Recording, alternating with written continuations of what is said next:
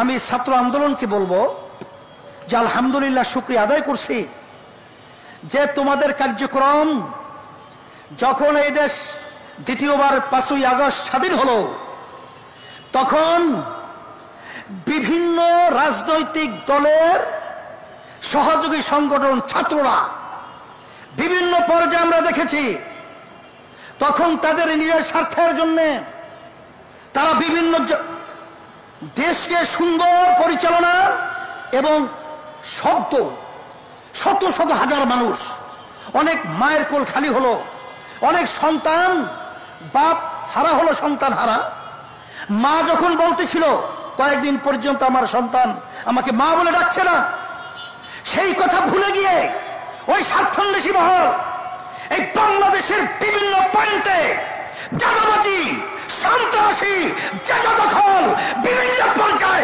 অশান্তি করে তুলে বাংলাদেশকে অস্থিতিশীল করার চেষ্টা করেছে।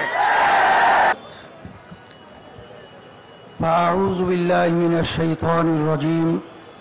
বিসমিল্লাহির রহমানির রহিম।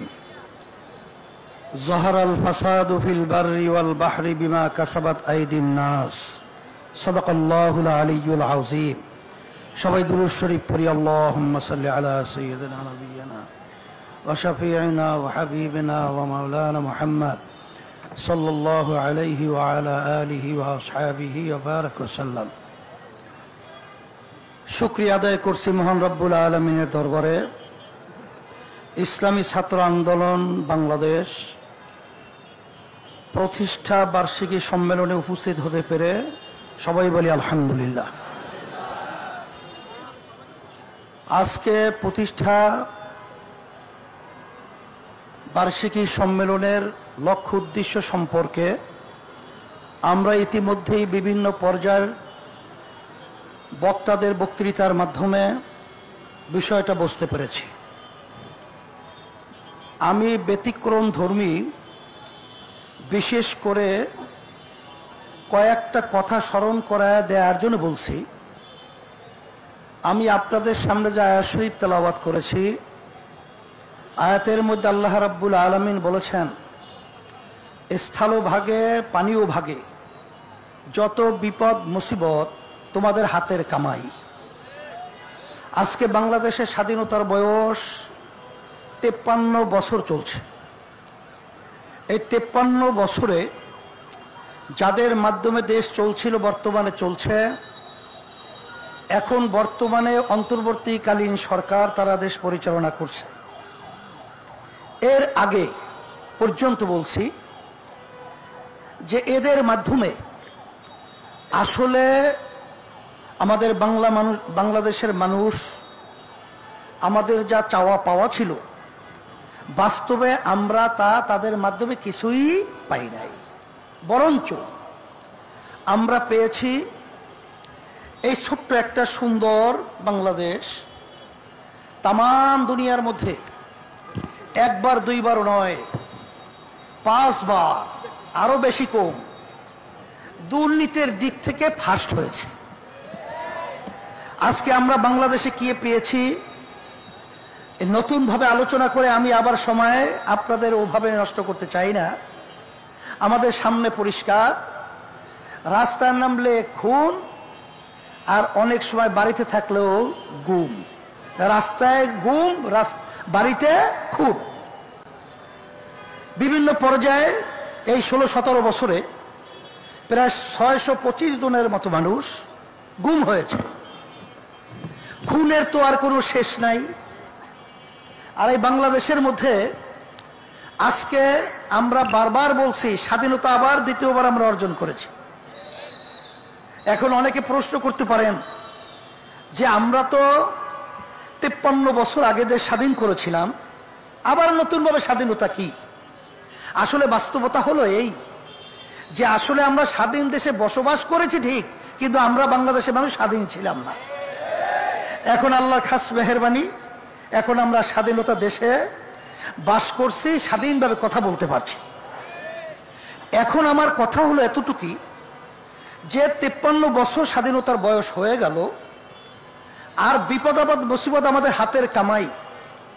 আমরা যেন সামনে আবার আমাদের ভুল সিদ্ধান্তের মাধ্যমে আমরা যেন আরো এই সুন্দর দেশটাকে আবার এরকম পরাধীনতা এবং খুনিগুনি এবং চাঁদাবাজ সন্ত্রাসীদের হাতে আবার যেন আমাদের দেশটাকে তুলে না দেয়, এই কথা স্মরণ করে দেওয়ার জন্যই মূলত আমি প্রথমে আপনাদের সামনে কথাগুলো বলছি। আর সাথে সাথে আমি ছাত্র আন্দোলনকে বলবো যে আলহামদুলিল্লাহ, শুকরিয়া আদায় করছি যে তোমাদের কার্যক্রম যখন এই দেশ দ্বিতীয়বার 5ই আগস্ট স্বাধীন হলো, তখন বিভিন্ন রাজনৈতিক দলের সহযোগী সংগঠন ছাত্ররা বিভিন্ন পর্যায়ে আমরা দেখেছি, তখন তাদের নিজের স্বার্থের জন্য তারা বিভিন্ন দেশকে সুন্দর পরিচালনা এবং শত শত হাজার মানুষ, অনেক মায়ের কোল খালি হলো, অনেক সন্তান বাপ হারা হলো, সন্তান হারা মা যখন বলতেছিল কয়েকদিন পর্যন্ত আমার সন্তান আমাকে মা বলে ডাকছে না, সেই কথা ভুলে গিয়ে ওই স্বার্থান্বেষী মহল এই বাংলাদেশের বিভিন্ন পয়েন্টে চাঁদাবাজি, সন্ত্রাসী, জায়গা দখল, বিভিন্ন পর্যায়ে অশান্তি করে তুলে বাংলাদেশকে অস্থিতিশীল করার চেষ্টা করেছে। সে সময় আমি তোমাদেরকে ধন্যবাদ জানাই যে তখন তোমরা বাংলাদেশের সংখ্যালঘু এবং অন্যান্য যারা নাকি বাংলাদেশে অন্যান্য ধর্ম অবলম্বী রয়েছে, তাদের মন্দির, তাদের গির্জা এবং তাদের জান মাল ইজ্জতের হেফাজতের জন্য তোমরা পাহারা দিয়েছ, তোমরা স্বতঃস্ফূর্ত তাদের পাশে থেকে তাদের জান মাল ইজ্জতের নিরাপত্তার দায়িত্ব পালন করেছ। শুধু তাই না, আমরা দেখেছি যখন বাংলাদেশ বিভিন্ন পর্যায়ে যখন প্রশাসন তাদের দায়িত্ব থেকে অনেকটা দেশ বিভিন্ন বিশৃঙ্খলায় সময় পার করছিল, তখন তোমরা রাস্তায় নেমেন, তখন তোমরা মানুষের যানজট নিরসনের জন্য তোমরা সেখানে ট্রাফিকের ভূমিকা পালন করেছ। আমরা দেখেছি যখন করে আহত ছেলেরা কাতরাচ্ছে রাস্তায়, তখন তোমরা তাদের পাশে গিয়ে তাদের সহযোগিতায় কাজ করেছ। আমরা দেখেছি বন্যার্থ যখন নাকি ভারত থেকে পানি ছেড়ে আমাদেরকে না জানিয়ে আন্তর্জাতিক আইন লঙ্ঘন করে আমাদের দেশকে ডুবিয়ে দেওয়ার যখন ষড়যন্ত্র করেছিল, তখন তোমাদের সেখানে স্বতঃস্ফূর্ত স্বেচ্ছাসেবক এবং সাথে সাথে তাদের অন্ন বস্ত্র, তাদেরকে বিভিন্ন চিকিৎসার ব্যবস্থা তোমরা করেছো। আমরা তোমাদেরকে ধন্যবাদ জানাই। আর সাথে সাথে তোমাদেরকে আহ্বান করছি, আসো, এ দেশ যদি একটা সুন্দর দেশ করতে হয়, তোমরা দেখেছ ছাত্রদের সংগ্রাম এই বাংলাদেশকে জালিম সরকারকে, খুনি সরকারকে উৎখাত করার সংগ্রামে বিজয় লাভ করেছে। আমাদের এক দায়িত্বশীল বলেছিলেন যে সব রাজনৈতিক দল একত্রিত হয়েও এই সরকারের বলতে গেলে এক কণারও লড়াতে পারে নাই। কিন্তু আলহামদুলিল্লাহ, যখন ছাত্রদের আন্দোলন সংগ্রাম, যখন তোমরা ন্যায্য দাবি আদায়ের লক্ষ্যে যখন তোমরা স্বতঃস্ফূর্ত ভূমিকা পালন করেছিলে, তখন বাংলাদেশের সব শ্রেণীর মানুষ, এমনকি আপনারা দেখেছেন ইসলামী আন্দোলন বাংলাদেশ সর্বপ্রথম রাজনৈতিক ব্যানারে, অন্য কোন রাজনৈতিক দল তখন এই ছাত্রদের ন্যায্য দাবি আদায়ের লক্ষ্যে কেউ রাজপথে আসতে পারে নাই। তখন ইসলামী আন্দোলন বাংলাদেশ তার সমস্ত সহযোগী সংগঠন আমাদের জানমাল কুরবান করে ন্যায্য অধিকার বাস্তবায়নের পাশে জেলের ঝুঁকি নিয়ে তাদের পাশে দাঁড়িয়েছিল। কিন্তু আজকে দুঃখসাগরে বলতে হয়, যারা অন্তর্বর্তীকালীন সরকার আপনারা দায়িত্ব পালন করেছেন, রাজনীতি করতে করতে চুল পেকে গেছে, দাড়ি পেকে গেছে, দাঁত পড়ে গেছে, কিন্তু ওই চেয়ারে বসার সুযোগ হয় নাই। কিন্তু আজকে আল্লাহ আপনাদেরকে ওই চেয়ারে বসিয়েছেন। এ ত্যাগ শুধু আপনাদের নয়, এই ত্যাগ বাংলাদেশের প্রতিটা বাংলাদেশের জনগণের ত্যাগ রয়েছে।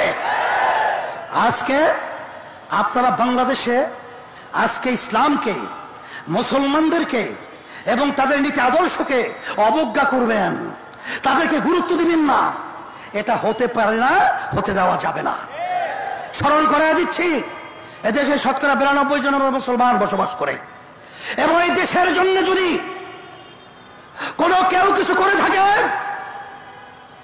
ইসলামী আন্দোলন বাংলাদেশ সেই টিপাই মুখ বাদ যখন ভারত সরকার দেওয়া ষড়যন্ত্র করেছিল, আমরা লং মার্চ করে ঢাকা থেকে লক্ষের মতো লোক নিয়ে আমরা সেই সিলেট চকিগঞ্জ পর্যন্ত পৌঁছেছিলাম।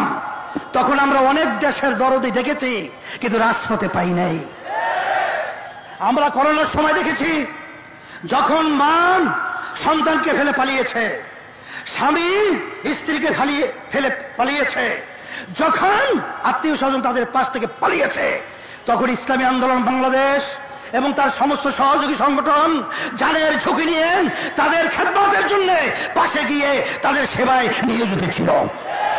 আমরা দেখেছি, যখন বাংলাদেশের মধ্যে কোন দুর্যোগ, কত অন্যায়, যত অবিচার যখন প্রতিষ্ঠিত হয়েছে, ইসলামী আন্দোলন বাংলাদেশ এবং তার সমস্ত সহযোগী সংগঠন সর্বপ্রথম এর বিরুদ্ধে রাজপথে আমরা আওয়াজ তুলতে ভুল করি নাই।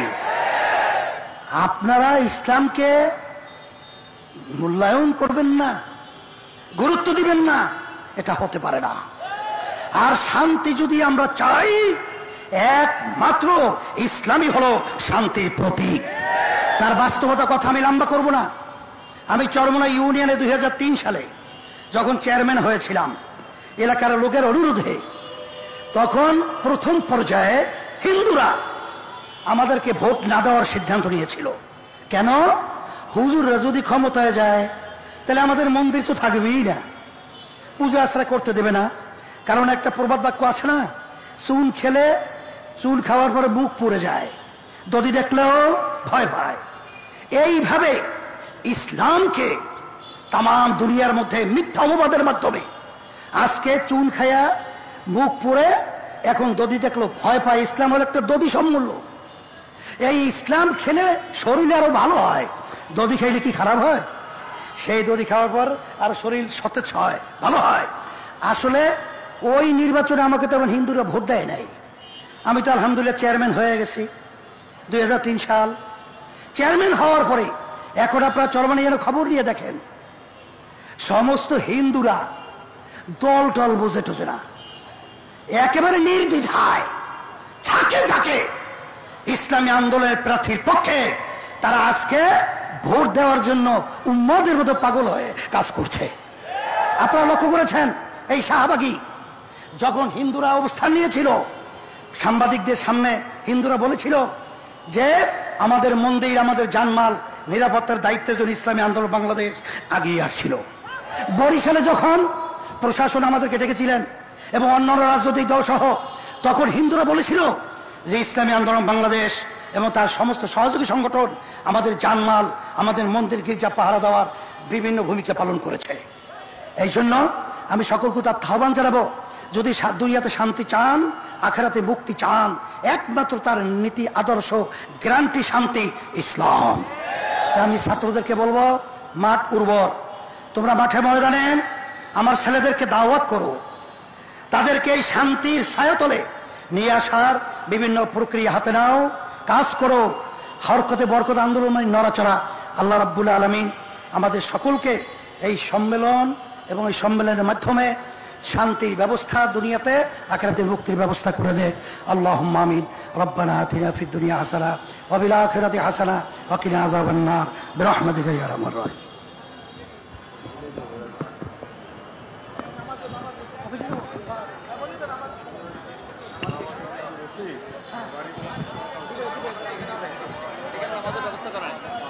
জি, প্রিয়